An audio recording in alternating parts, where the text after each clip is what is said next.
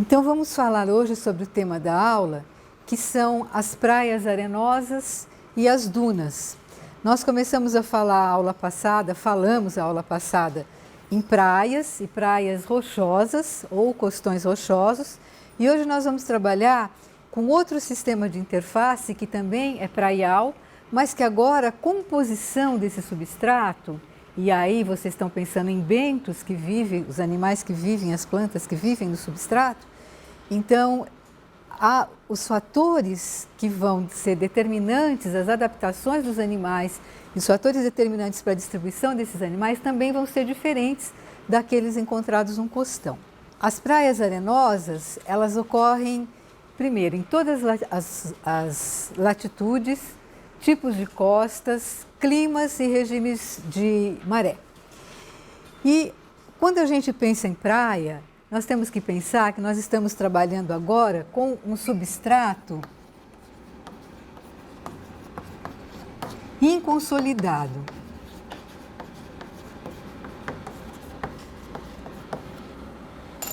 Bom, isso vai dar toda a diferença quando a gente for falar e for comparar com os dados vistos na aula passada, né? Partindo dos fatores que vão ser determinantes dessa distribuição das comunidades do sistema. Então, as praias são encontradas em todas as latitudes, em todos os tipos de costas, em regiões temperadas, abrigadas de surf, né? E ela tem sido utilizada pelas pessoas mais como sob o ponto de vista de recreação, de turismo, e não tanto, né, para estudo. Então, a praia foi e é conhecida pela maior parte das pessoas como uma atração de lazer, como um ponto turístico, lazer e descanso, né? Mas as praias podem apresentar uma produtividade muito grande, e isso está associado à exploração comercial de algumas espécies que vivem em praias, tanto de invertebrados quanto de peixes, né? Aqueles arrastos de praia que vocês já devem ter visto durante o curso, os arrastos de tarrafa. Então, tem muitos peixes que são utilizados para alimentação do caiçara ou que são mesmo comercializados, que são pescados nesse ambiente de praia. Além disso, as praias são um ambiente considerado tampão. Por quê? Porque elas protegem a costa contra a energia do mar aberto. Então, elas amortecem essa energia toda que vem do mar, né, através das ondas, e o impacto, então, a costa recebe esse impacto e ele vai sendo diluído ao longo da extensão da praia. Bom, então, considerando todos esses fatores, né, esses preâmbulos, nessa aula nós vamos ver definição de praia de areia, o que é a praia de areia, quais são os limites da praia, os fatores abióticos que influenciam a distribuição das comunidades nessas praias, os tipos de praia e a fauna, principalmente ligada à adaptação que os animais adquiriram para viver nesse ambiente, a natureza da zonação, existe zonação numa praia de areia, a variação latitudinal das assembleias de organismos, o funcionamento do sistema de praias e, finalmente, as dunas costeiras, que é uma feição diferenciada em alguns locais, né, submetidos a determinadas condições oceanográficas, que a gente vai ver que se formam nas praias, as dunas costeiras. Então, começando pela definição de praia. Praia é um termo, praia de areia. Então, daqui para frente, quando eu falar praia, vocês entendam praia de areia. Então, as praias têm sido definidas sobre vários aspectos, né, e por vários autores. Então, muitas vezes, vocês procurando na literatura, lendo aqui, lendo ali, vocês vão ver que os limites das praias, muitas vezes, são um pouco diferentes dependendo da consideração do autor. Então, segundo a definição desse autor aqui, Short, apresentada num trabalho em 1996, ele definiu praia como sendo um acúmulo de sedimento formado, primeiramente, por ondas e, secundariamente, por marés e topografia. Então, veja o que ele está relacionando na definição de praia. Uma conotação física, né? Então, é um espaço físico com acúmulo de sedimento, né, que é retrabalhado por ondas, por marés e com topografia também variada. Bom, mediante essa grande definição, essa ampla definição, a gente pode ir nesse gráfico aqui e ver o que significa uma praia de areia. Como que ela pode ser considerada quanto às suas divisões, né? Então, ela tem um limite. É difícil a gente definir o limite de uma praia. É por isso que tem tantas definições de praia. Mas, nesse caso aqui, o limite externo, então o limite externo que eu digo em direção ao mar aberto, ele é considerado pela profundidade de fechamento da praia ou base modal da onda, ou seja, é o nível de base dos trens de onda. Então, é onde os trens de onda conseguem chegar. A partir daí, eles já vão diminuindo e vão tender a arrebentar.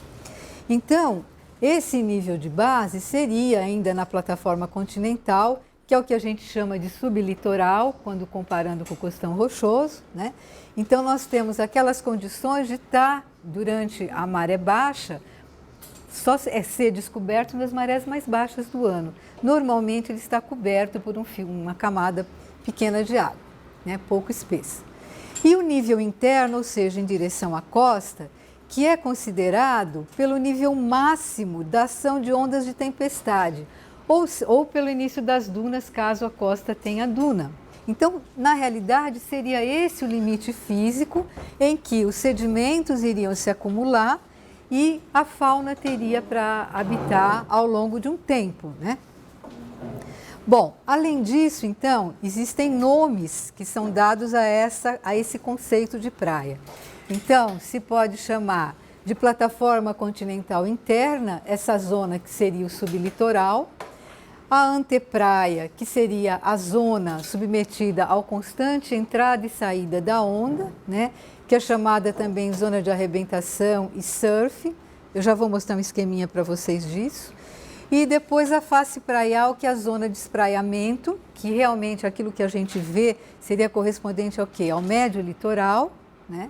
E o pós-praia, que seria aquela zona mais alta do litoral, corresponderia ao supralitoral rochoso. Bom, então, com base nisso, isso é um esquema, como é que fica se a gente olhar para uma praia? Como que a gente vai identificar essas regiões? Não é fácil identificar a região numa praia de areia, mas, teoricamente, a grosso modo, a gente consegue ver zonas, se vocês perceberem aqui, ó, uma zona mais clara, né, tá um bege mais claro, um bege médio, passando por uma gradação um pouquinho mais escura e por um mais escuro ainda. Então, essa gradação de cor, na realidade, o que ela está refletindo? Ela está refletindo a capacidade do sedimento reter água.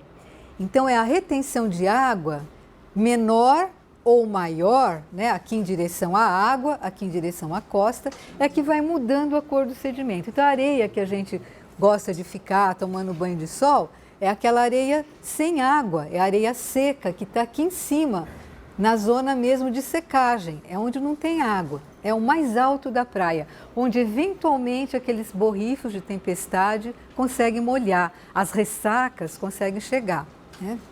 Mas normalmente é uma zona seca, sem retenção de água. Depois a gente tem uma zona úmida de retenção de água, que é toda essa zona de espraiamento aqui, né? Então, essa zona úmida ainda pode ser distinguida numa zona mais alta, que fica mais seca mais tempo, uma zona intermediária que fica mais úmida mais tempo em relação à superior.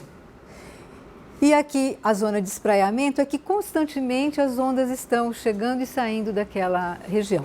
Então, a grosso modo, seria uma zona de médio litoral em que a gente consegue reconhecer uma zona mais úmida, mais inferior, uma zona de marés médias ao longo do dia, que é essa zona semiúmida, e uma zona que tende a ficar seca, ou que fica logo seca, retém pouca água, que ainda é úmida, ao longo do dia, então, ela tende a ser mais seca e mais superior, né?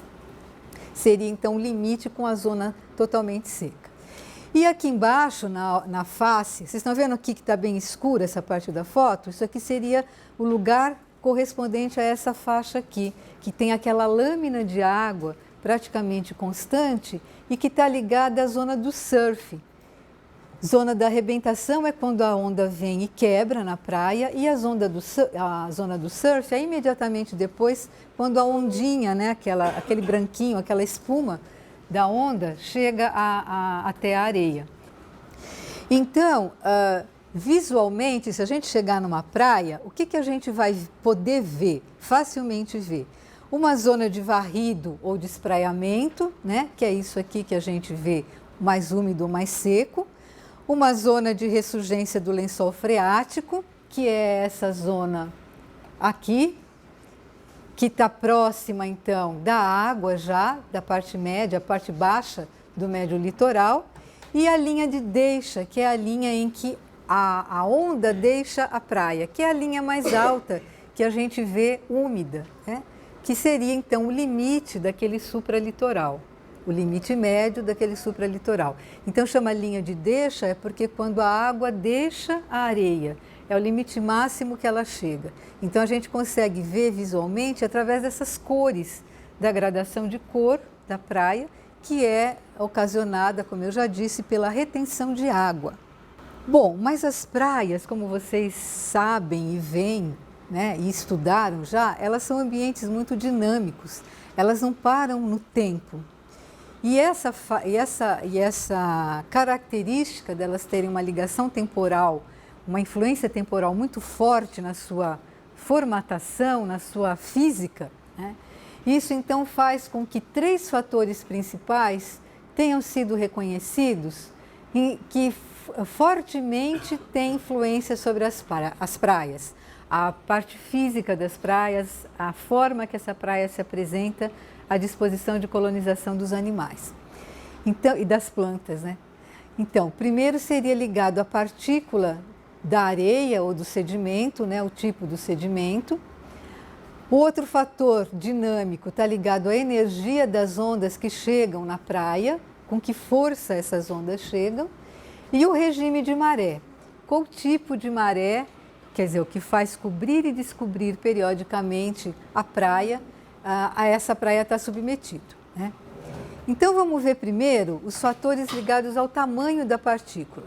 E quando a gente fala em tamanho da partícula, o que vem na nossa cabeça, é claro, é o tamanho do grão, é a granulometria. Então a granulometria é de fundamental importância, como a gente tem visto no Bentos, né? Eu já falei isso para vocês, porque ela determina a distribuição e a abundância das espécies. Mas por que ela determina isso? Porque ela tem aqui na praia um efeito marcante sobre a retenção de água. Então, dependendo do tamanho do grão, essa praia vai conseguir reter maior ou menor quantidade de água, independentemente da posição que esse grão tem ao longo da praia, que são naquelas zonas que eu falei para vocês. Então, independentemente da maré e das zonas, quando a gente olha a granulometria, o grão em si determina os efeitos de retenção de água e aí torna o substrato mais adequado ou menos adequado para a fauna se enterrar. O que acontece numa praia de areia? A praia de areia, os animais são invisíveis, porque eles tendem a se esconder dentro do sedimento para evitar a insolação, a dissecação, etc. Então, a fauna de areia é uma fauna invisível quando a gente compara com a fauna do costão rochoso, que todo mundo, claro, dificilmente alguma espécie consegue perfurar o costão. Então, todas são epifauna, elas são visíveis. Aqui é o contrário, na fauna de areia, a fauna tende o quê? A se esconder, então ela vai para dentro do substrato, em que a granulometria e a retenção de água são fatores primordiais para que as espécies possam se enterrar mais ou menos profundamente, né? Então, aqui, o crucial da espécie ocorrer, não é o espaço como era no costão rochoso, na praia rochosa. Aqui o crucial é a retenção de água. Então, e a retenção de água, a gente vai ver que a água está ligada ao oxigênio, a presença do oxigênio. Além disso, quando a gente examina a granulometria de uma praia, além de ter ideia da quantidade de água que aquela praia pode reter, a distribuição dos grãos também me dá a ideia do hidrodinamismo local. E hidrodinamismo local vai estar ligado àquela história da praia ser dissipativa, ou refletivo. Então, qual é o grau de energia, a quantidade de energia que chega naquele local e que vai ser capaz de remobilizar em maior ou menor grau os grãos, né? Então, vamos ver, quando a gente fala em granulometria, o tipo de grão. Além do tamanho do grão, que é muito importante, outra característica também muito importante nas praias que tem que ser consideradas é o grau de selecionamento desses grãos. Ou seja, se eles são mal selecionados, se é uma mistura, né, de grãos maiores e grãos menores, ou se os grãos são mais ou menos uniformemente distribuídos quanto ao seu tamanho. Então, o que vai me dizer, né, relembrando para vocês as aulas de geologia, que vocês já viram isso, mas relembrando, o que vai me dizer um sedimento mal selecionado em relação a um sedimento bem selecionado? Eu vou estar dizendo que no mal selecionado, duas coisas. Ou eu estou próximo da rocha-mãe, então aquele intemperismo que sofreu a rocha-mãe é recente, não teve tempo ainda daquele sedimento ser retrabalhado, então eu tenho tamanhos grandes e pequenos junto daquele depósito da praia. Mas pode estar me dizendo também que eu tenho naquele lugar uma deposição feita por correntes variáveis ao longo do tempo, variáveis na sua competência. Então, por exemplo, os grãos maiores podem me dizer que em determinadas épocas aquela praia está submetida a correntes mais fortes em relação a outras épocas em que eu tenho grãos finos, né? E a gente já vai ver como é que a praia muda o seu perfil ao longo do tempo. Se eu, por outro lado, tenho uma praia que tem os grãos todos bem selecionados, eu vou estar dizendo o quê? Que as correntes vêm retrabalhando aquele sedimento há um tempo grande, porque deu tempo daquele retrabalhamento trabalhar uniformemente, né? Modificar e erodir uniformemente aqueles grãos, fazer com que aqueles grãos sejam rolados uns nos outros e ter uma forma mais ou menos parecida uns com os outros, né? Outro fator também importante quando a gente analisa os grãos, que não é só o selecionamento, é a angulosidade. Porque a angulosidade, o que é a angulosidade do grão? É saber se ele é mais agudo, né? Ou se ele é mais arredondado. Então, o que vai me dizer o grão agudo? Que eu tenho um ambiente turbulento, que um grão encontrando com o outro vai ser batido, vai ser raspado. Enquanto que um grão rolado como esse, diz o quê? Que são correntes, né, uma energia mais branda, que está retrabalhando constantemente aquele sedimento. Então, ele vai rolando um em cima do outro e vai ficando com a sua superfície polida, né? Então, a angulosidade dá a ideia de turbulência e dá a ideia também, novamente, se o sedimento é novo ou é antigo, como o selecionamento também pode dar. Então, quando a gente analisa uma praia, são vários fatores que a gente tem que considerar em relação ao próprio grão, né? É o tamanho do grão na retenção de água, é o selecionamento do grão para dar uma ideia da turbulência daquele local e a angulosidade que também reforça essa análise do selecionamento.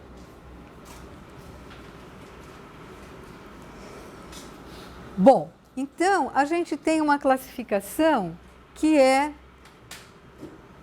no bentos, muito marcante na determinação da fauna que vai ocupar esses sedimentos. Primeiro, uma grande divisão entre sedimentos arenosos e sedimentos lodosos. Sedimentos arenosos não significa que só tem areia. Ele pode ter um pouco de silt e argila, mas a predominância é da areia. A mesma coisa com o lodo. Quando a gente fala de sedimento lodoso, a grande maioria da composição desse sedimento é de silt e argila, né? Do contrário, se tiver muita areia, ele passa a categoria de arenoso. Então, assim, é uma grande divisão baseada nessas características sedimentares. E o que uma areia ou um lodo também está me dizendo, né, eu enquanto estudioso do local, e o que está dizendo para os animais? Qual é a informação que dá para os colonizadores daquele ambiente? Que no sedimento arenoso pode ser encontrada uma maior circulação de água em relação ao sedimento lodoso, porque o sedimento lodoso, pela própria conformação dos grãos e tamanho dos grãos, eles são sedimentos compactos, de difícil circulação de água. Vocês se lembram, né, da areia?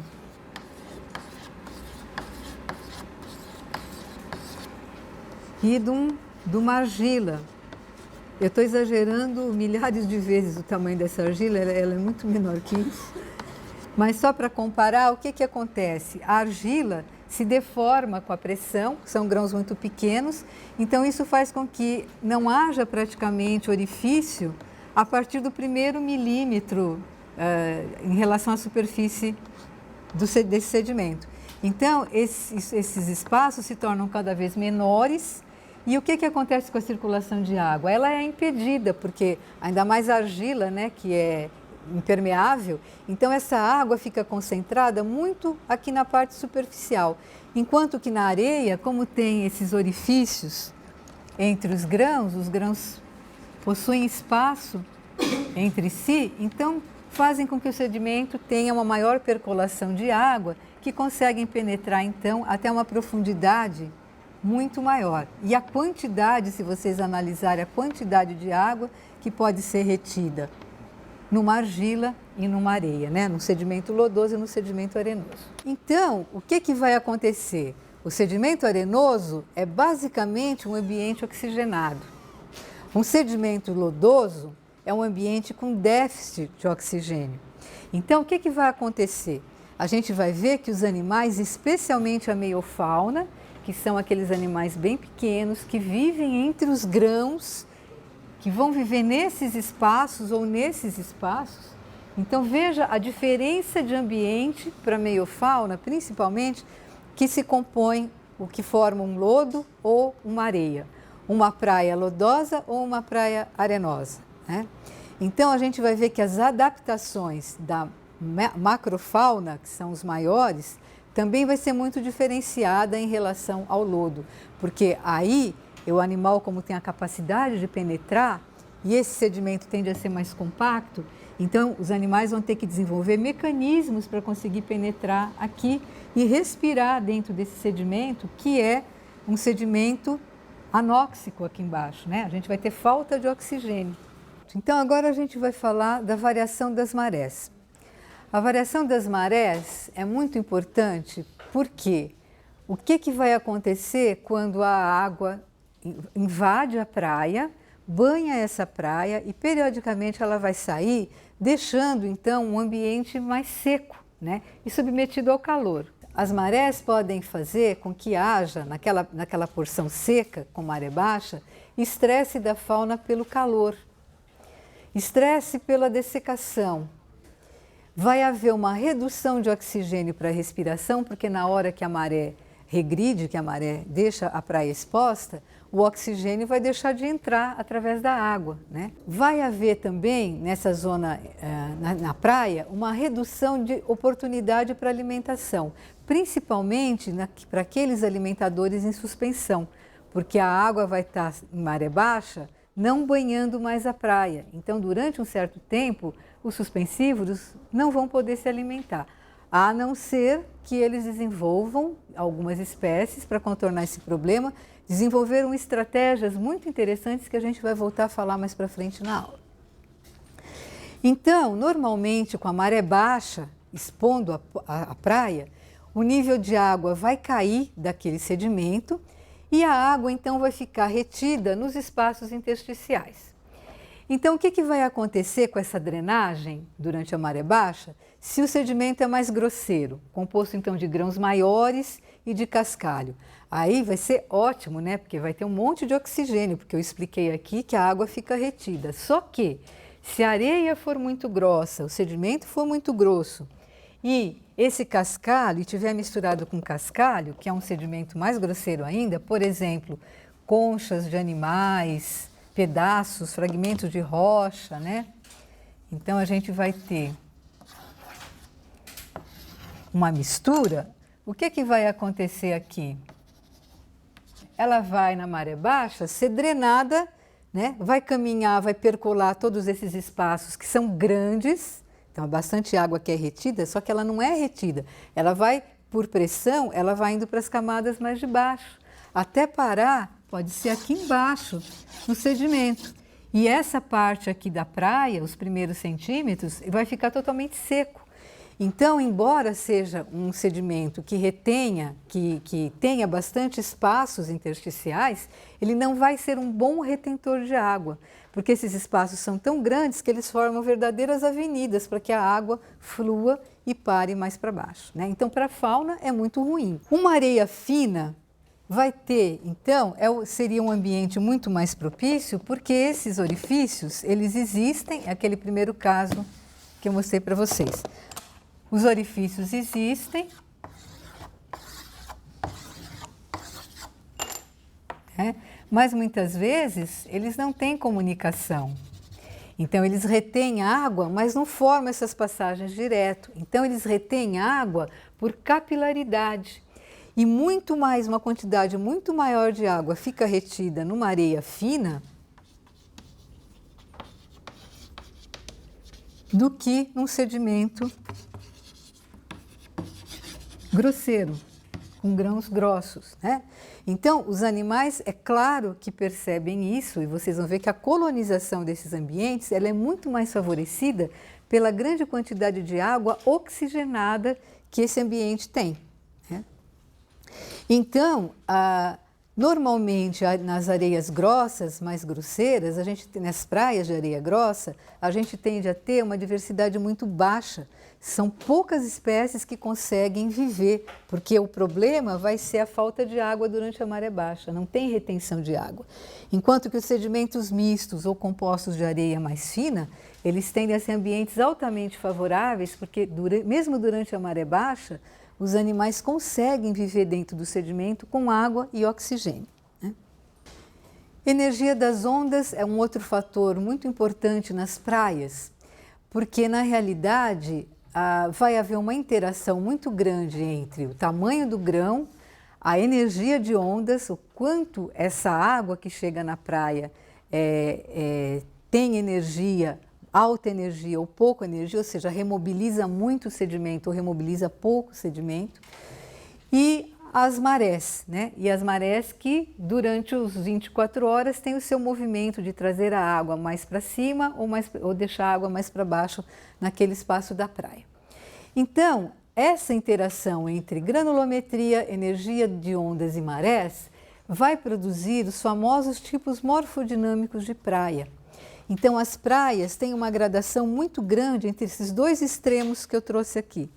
Então, as praias refletivas, seria essa parte de cima do gráfico, elas são geralmente submetidas a micromarés, tem uma areia grossa, são dominadas por areia grossa, tem um perfil mais abrupto, porque a energia de onda é muito forte, vocês estão vendo as ondinhas altas aqui, né? Então, esse perfil abrupto, essa composição granulométrica de areia grosseira, vai fazer com que seja um ambiente difícil de ser colonizado, porque ele não retém água, né? Então, aqui a gente tem uma diversidade muito baixa. O entre marés de uma praia desse tipo é uma praia pouco diversificada e muito pobre. Ela é muito pobre em espécies e em indivíduos, em densidade de indivíduos, né? Enquanto que numa praia dissipativa, que tende a ser uma areia fina, né, geralmente misturada com um pouco de silt, então essas praias também são submetidas a macromarés, geralmente domina, o componente principal é a areia fina. Elas possuem, como a ação das ondas é fraca, né, e constante, então o que vai acontecer? Esse perfil é mais suave. Ele não é escavado, não é abrupto como este, né? A energia que chega aqui, ela não tem competência para retirar esse material. Então, ela vai depondo o material e esse perfil vai ficando mais suave, né? Então, quando a praia dissipativa tem um perfil extremamente suave, né? Praticamente uma reta, o que vai acontecer?